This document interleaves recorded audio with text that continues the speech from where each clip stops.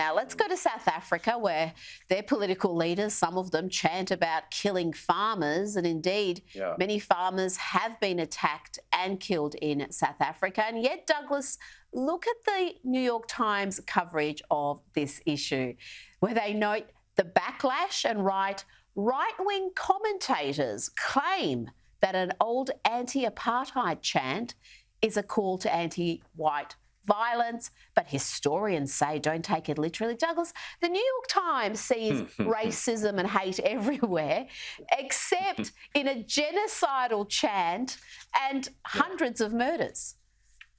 Absolutely. I mean, as you say, I mean, this actually results in killings, actually results in racist murders. It's quite appalling and quite typical, as you say, of the paper in question, because, you know, as you say, I mean, this is a paper that sees dog whistles everywhere. Remember, you know, forever hearing dog whistles, you know, and yet here is an actual case of incitement, and they say, you know, this is merely a matter of interpretation. I think there's another point, though, that needs to be made here. You know, South Africa, since apartheid, has been majority black run. It has been incredibly corrupt, incredibly badly governed. God knows apartheid was the most disgusting system.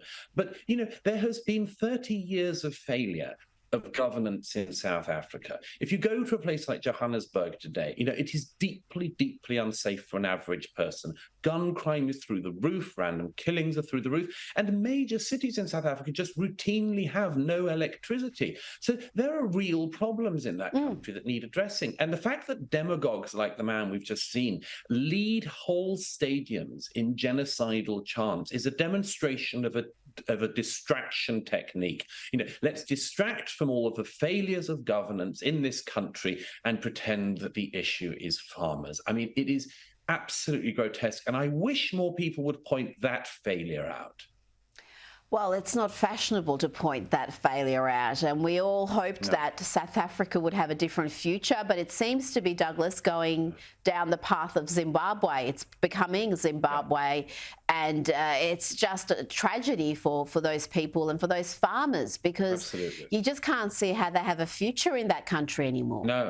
No, and so and people don't seem to have any sympathy for them. You know, that's another thing I mind about this weird era that we're in. You know, even sympathy for people seems to be predicated on characteristics. But what did any of these people do wrong?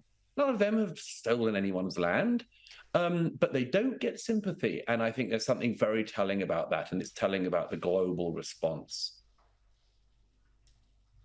Well, I tell you what they did wrong. They stayed back and fed the nation when so many others who had the means to leave South Africa left. They stayed back, and this is the thank you they're receiving. Douglas Murray, thank you so much for your time tonight.